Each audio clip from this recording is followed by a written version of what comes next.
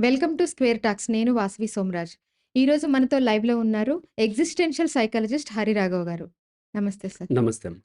Sir, Delhi Lakshmibai కాలేజీలో హ్మ్.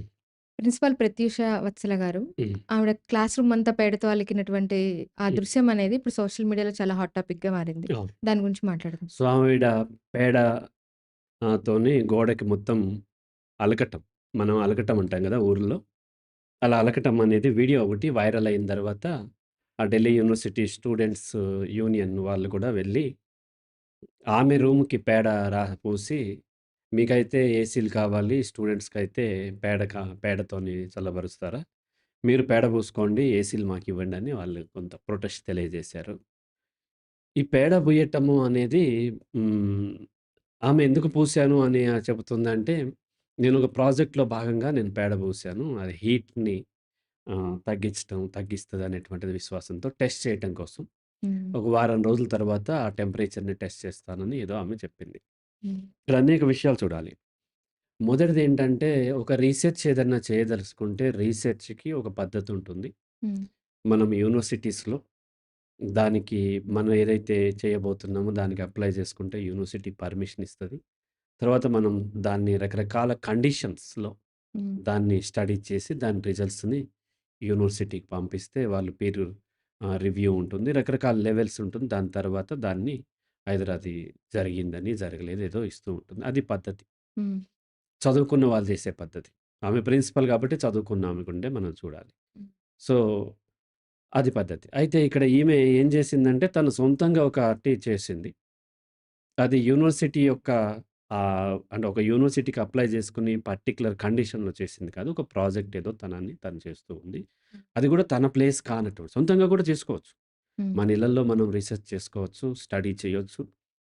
కానీ పబ్లిక్ ప్లేసెస్‌కి వెళ్ళి మన రిసర్చ్ పేరుతోని వాళ్ళని ఇబ్బంది పెట్టడం అనేది సరైనది కాదు.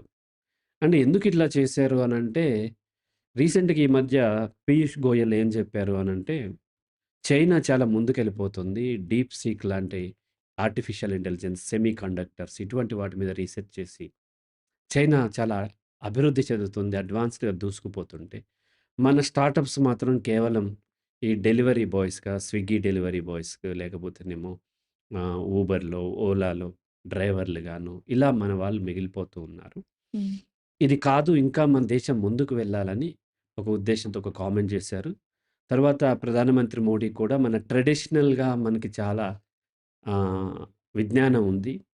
దాని మీద రీసెర్చ్ చేసి ముందుకు వెళ్ళాలి అని కూడా ఆయన ఒక పిలుపునిచ్చారు. హ్మ్.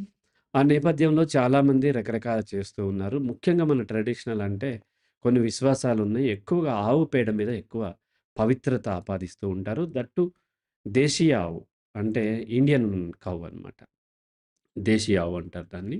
ఎందుకంటే వెస్టర్న్‌లో ఉండే ఆవులు వేరే ఉంటాయి అవి. హ్మ్.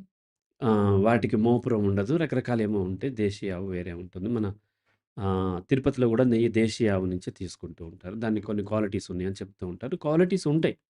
డెఫినిట్‌గా ఒక జీవికి, ఒక జీవికి క్వాలిటీస్ తేడా ఉంటాయి. ఇక్కడ బీఫ్ విషయంలో వచ్చేసరికి గొడవ అవుతూ ఉంటది. బీఫ్ మంచిది కాదంటుంటారు. తినకూడదు. బీఫ్ తింటే క్యాన్సర్ వస్తదంటారు. ఆవు మాంసం తింటే. ఎట్ ద సేమ్ టైమ్ ఆవు మూత్రంతోని క్యాన్సర్ తగ్గుద్దని ఒకాయన ఎవరో స్టేట్మెంట్ ఇచ్చారు. ఆ తరువాత ఆవు పేడతోని రకరకాలేవేవో చేయొచ్చు. రేడియేషన్ తగ్గుతది. ఇటువంటి ఏవో విశ్వాసాలు చెప్తూ ఉన్నారు. గతంలో మనమైతే చూసాం. ఇప్పుడు ఆయన గూడా ఎవరు రాధా మనోహర్ దాస్ అని పెంటగాన్ అంటే ఏంటో తెలుసా? దాని మీద పెంట ఉంటది.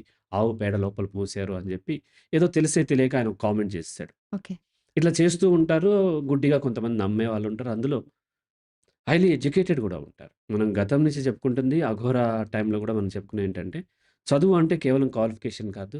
చదువు కేవలం ఫాలో అవ్వటం కాదు. లాజిక్ అప్లై చేయాలి అని చెప్పారు. సో, అకాడమికల్లీ క్వాలిఫైడ్ పీపుల్ అనేక మంది గూడా దీన్ని నమ్ముతూ ఉంటారు. గతంలో మనం ఆవు పేడని మనం చాలా వాటిల్లో వినియోగించిన మాట వాస్తవం. ఆవు పేడని ఇప్పటికి గూడా ఇప్పటికి ఉందో లేదో మా చిన్నప్పుడు పల్లెటూర్లలో హ్మ్. ఈ మట్టిల్లుండేవి. దానికి ఆవు పేడతో అలుక్కునేవారు. పేడ తీసుకొచ్చి కల్లాపు చల్లటం. మేము చిన్నప్పుడు కల్లాపు చల్లాం మేము. పేడ అవును. తీసుకొచ్చాం ఆవులది, బర్రెలది కూడా తీసుకొచ్చి కల్లాపు చల్లటం ఇవన్నీ చేసేవాళ్ళం. ఆవు పేడని ప్రశస్తంగా భావిస్తూ ఉంటారు. పవిత్రంగా భావిస్తూ ఉంటారు. తులసి కోట దగ్గర అలకటం.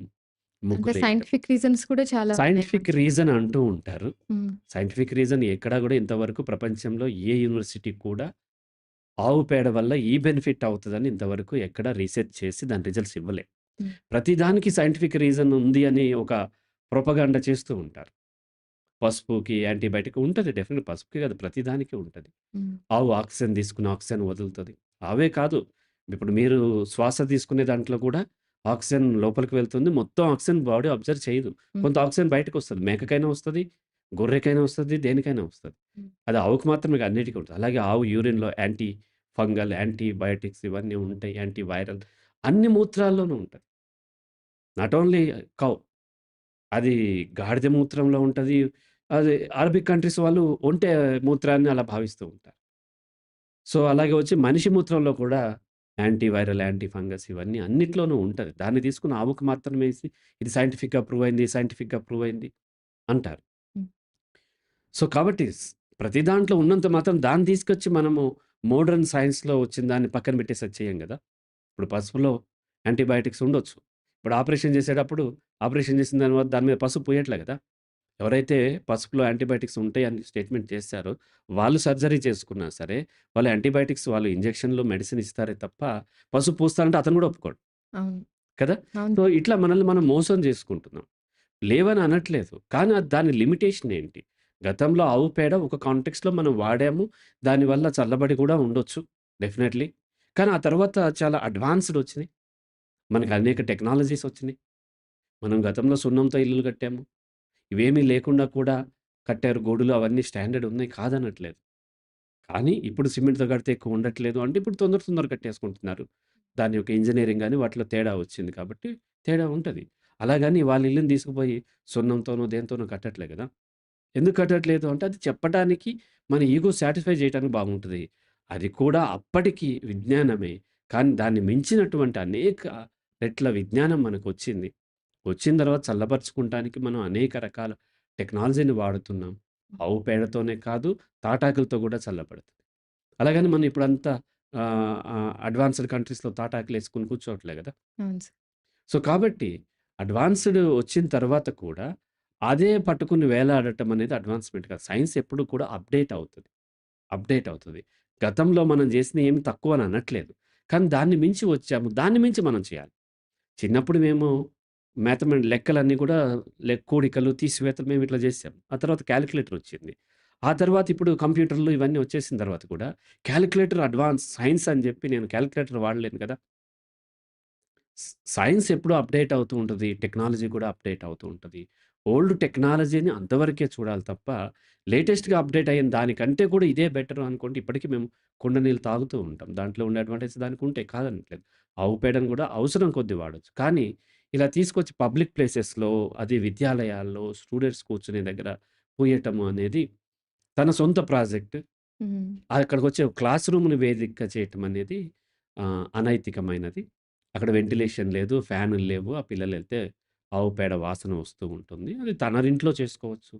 తన బెడ్‌రూమ్‌కి చేసుకోవచ్చు. వాళ్ళ యొక్క వాదన అదే. మీ రూమ్‌లో చేసుకోవచ్చు కదా! తన బెడ్‌రూమ్‌కి చేసుకోవచ్చు. లేదా పర్టిక్యులర్ కండిషన్ ఎక్కడైనా పెట్టుకొని అక్కడ చేసుకోవచ్చు. అలా చేసుకోవచ్చు. కాబట్టి పురాతనమైంది మన పురాతనమన్నీ తక్కువని అనట్లేదు. అది ఒక కాంటెక్స్ట్‌లో గొప్పది. ఇప్పుడు పంచాంగం చూసి పంచాంగంలోనే ఎప్పుడు గ్రహణం వస్తది, ఎప్పుడు చంద్రగ్రహణం వస్తది పర్ఫెక్ట్‌గా కడుతున్నారు కదా! అది పంచాంగం మ్యాథమెటిక్స్ దాన్ని అవమానించొద్దు. అలాగని అది పెట్టుకొని మేము ఫ్యూచర్ చెప్పేస్తాము. చంద్రబాబు నాయుడు గెలుస్తాడు, జగన్మోహన్ రెడ్డి గెలుస్తాడు, కేసీఆర్ టీఆర్ఎస్ గెలుస్తది, కాంగ్రెస్ కూడా అధికారంలోకి వస్తది. అది మోసం. కాబట్టి ఆవు పేడ ఏమన్నా విశేషం ఉంటే అక్కడ మనం వాడుకోవచ్చు. లేదా విశ్వాసాలతో వాడుకోవచ్చు.